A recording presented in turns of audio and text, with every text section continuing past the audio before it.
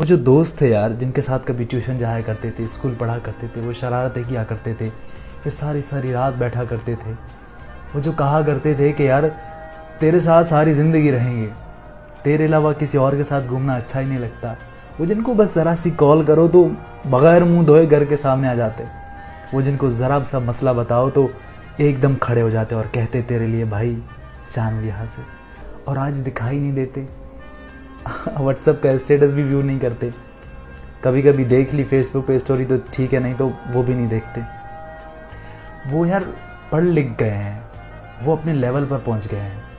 वो अच्छी अच्छी पोस्ट पर चले गए हैं, कुछ तो कारोबार करके बड़े बिजनेसमैन बन गए हैं, तो उनको उनके लेवल का बंदा चाहिए, और हम ठहरे सादा से बंदे कि हुई ख़त्म जब से सोहबतें मेरे मशगले भी बदल गए, कभी रोए शाम को बैठ कर, कभी महकदे को टहल गए, तेरा हाथ हाथ से छूट गया, जो लकीरें थीं वो मिट गई,